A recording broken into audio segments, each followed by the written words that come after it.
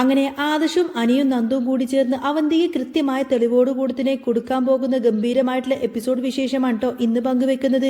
ആദർശ് വീട് വിട്ട് ഇറങ്ങിപ്പോയതോടുകൂടി തന്നെ അനി എല്ലാ ചുമതലകളും ഏറ്റെടുക്കുകയാണ്. എന്നാൽ കമ്പനിയിൽ എന്തൊക്കെയോ കള്ളത്തരം നടക്കുന്നുണ്ട് എന്ന് ആരോ വിവരങ്ങൾ ചോർത്തുന്നുണ്ട് എന്നും അനിക്ക് സംശയം തോന്നി. ആ അന്വേഷണം നേരെ ചെന്ന് നിന്നത് അവന്തികയിലേക്കും നവ്യയിലേക്കുമായിരിക്കും. ഒടുവിൽ നന്ദുവിന്റെ സഹായത്തോടു കൂടി തന്നെ സകല തെളിവുകളും പൊക്കി അവന്തികയെ അവർ മൂവരും കൂടി ചേർന്ന് പിടികൂടാണ്. ഒട്ടും പ്രതീക്ഷിക്കാത്ത രീതിയിലുള്ള വമ്പൻ ട്വിസ്റ്റ് നിറഞ്ഞ എപ്പിസോഡാണ് കേട്ടോ ഇനി വരാൻ പോകുന്നത്. അപ്പോൾ നിങ്ങൾക്ക് ഈ ഒരു ചാനൽ ഇഷ്ടമാണെങ്കിൽ ഒരു ലൈക്കും ഹൈപ്പൊക്കെ തന്ന് സപ്പോർട്ട് ചെയ്യണേ.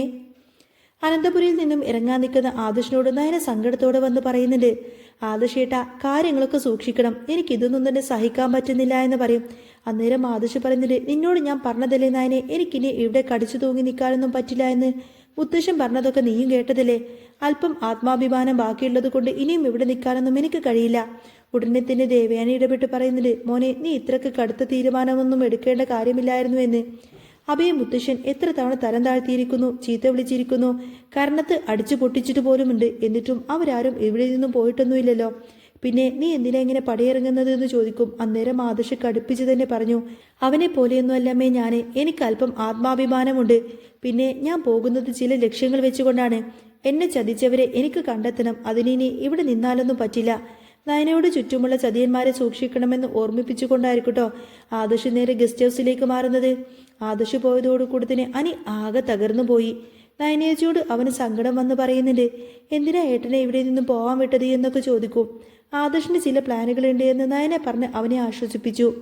ഇതിനിടെ മുത്തശ്ശൻ അനിയെയും അവന്തികയും വിളിച്ച് കമ്പനിയുടെ MD സ്ഥാനം ഏറ്റെടുക്കാൻ ആവശ്യപ്പെട്ടു. എന്നാൽ ആദർശേട്ടനിരുന്ന കസേരയിലിരിക്കാൻ തനിക്ക് യോഗ്യതയില്ല എന്ന് പറഞ്ഞ് അനി അതിൽ സ്നേഹപൂർവ്വം തന്നെ നിരസിക്കാണ്. അന്നേരം അവന്തിക ഭയങ്കര അങ്ങ് വിനയം അഭിനയിച്ചു കൊണ്ട് തന്നെ പറയുന്നുണ്ട്, അയ്യോ മുത്തശ്ശ, എനിക്കതിനുള്ള കഴിവൊന്നുമില്ല, അനി തന്നെ അത് നോക്കട്ടെ എന്ന് പറയും. ഒടുവിൽ അനി ഗസ്റ്റ് ഹൗസിലേക്ക് ചെന്ന് ആദർശിനെ കണ്ട് സങ്കടം പറയും. ആദർശേട്ടാ, എനിക്കിതൊന്നിനൊന്നും തന്നെ താല്പര്യമില്ല, ഞാൻ എല്ലാം രാജിവെച്ചാലോ എന്ന് വരെ ആലോചിക്കുകയാണെന്നൊക്കെ പറയും. അന്നേരം ആദർശ് അവനെ ഉപദേശിച്ചു, നീ ഒരിക്കലും അങ്ങനെയൊന്നും ചെയ്യരുതനി, അബി ആ സ്ഥാനത്ത് വരാൻ ഒരിക്കലും പാടില്ല. അതുകൊണ്ട് ഞാൻ തിരിച്ചു വരുന്നത് വരെ നീ തന്നെ ആ ഒരു കസേരയിൽ കയറിയിരിക്കണം, ഇതെന്റെ ഓർഡറാണെന്നൊക്കെ പറയും. അങ്ങനെ അനി മനസ്സില്ലാ മനസ്സോടു കൂടെ തന്നെ ആ ഒരു MD സ്ഥാനം അങ്ങ് ഏറ്റെടുക്കുകയാണ്. ഇത് കണ്ടു നിൽക്കുന്ന അവന്തികയുടെ ഉള്ളിൽ അങ്ങ് ചിരിയായിരിക്കും വരുന്നത്. അവൾ നേരെ അച്ഛൻ നാഗേന്ദ്രനെ പോയി കണ്ടു. ആ കുടുംബം തകരുന്നത് കാണാനാണ് നാഗേന്ദ്രന്റെ ആഗ്രഹം. നവനെ ആ വീട്ടിൽ നിന്നും പുകച്ചു പുറത്തു ചാടിക്കണമെന്നും നവ്യയെ എഗ്രിമെന്റിൽ കുടുക്കിയിട്ടണമെന്നും അയാൾ അവന്തികയോട് പറഞ്ഞു. തന്റെ മകൻ അബിയെ AN ജ്വല്ലറിയുടെ MD എല്ലാവരെയും ഞെട്ടിക്കുമെന്നാണ് നാഗേന്ദ്രന്റെ പ്ലാന്. ഇതേ സമയം അനാമികയും കുടുംബം അനിയുടെ പുതിയ പദവി കണ്ടുകൊണ്ടിങ്ങനെ പണം തട്ടാം എന്നൊക്കെ ഇങ്ങനെ ചിന്തിച്ച് പ്ലാൻ ചെയ്യായിരിക്കും. അനി ഇപ്പോൾ MD സ്ഥാനത്തിരിക്കുന്നത് കൊണ്ട് തന്നെ നഷ്ടപരിഹാരമായി കോടികൾ കിട്ടുമെന്നാണ് വേണു പറയുന്നത്. നന്ദുവും അനിയും ഒന്നാവാൻ അവർ സമ്മതിക്കില്ല എന്നും അവർ ശപഥം ചെയ്തു. എന്നാൽ കമ്പനിയിലെ പല രഹസ്യങ്ങളും AN ജ്വല്ലറിയിലേക്ക് ചോരുന്നുണ്ട് എന്ന് അനി കൃത്യമായി തന്നെ നിരീക്ഷിക്കുന്നുണ്ട്. അവൻ ആദർശിനെ കണ്ട് കാര്യം സംസാരിച്ചു. നവ്യെ സംശയിക്കുന്നുണ്ടെങ്കിലും അവൾക്ക് ഓഫീസിലെ ഗൗരവമായിട്ടുള്ള കാര്യങ്ങളൊന്നും അറിയില്ല എന്ന് ആദർശ് വിലയിരുത്തി. ഇതിനിടയിൽ തന്നെ ദേവയാനി അവന്തിക ഫോണിൽ ആരോടോ കമ്പനി രഹസ്യങ്ങൾ പറയുന്നതൊക്കെ കേട്ട് സംശയിച്ചു. ദേവയാനി ഈ വിവരം അനിയോട് പറഞ്ഞു. ജലജയുടെ മോളിലെ അവന്തിക, അതുകൊണ്ട് നീ അവളെ ഒന്ന് സൂക്ഷിക്കണമെന്നൊക്കെ പറയും.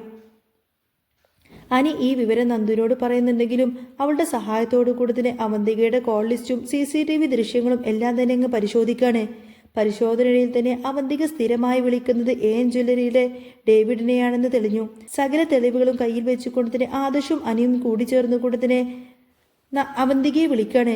നീ എന്താണ് ഡേവിഡിനെ മണിക്കൂറോളം ഇങ്ങനെ വിളിക്കുന്നത്, നീ എന്തിനാ അവളോടിങ്ങനെ സംസാരിക്കുന്നത് എന്നൊക്കെ ചോദിച്ചുകൊണ്ട് തന്നെ അവർ അവളെ അങ്ങ് പൂട്ടുന്നതോടുകൂടി തന്നെ അവന്തിക ആകെ അങ്ങനെ വിറച്ചു നിൽക്കുമായിരിക്കും.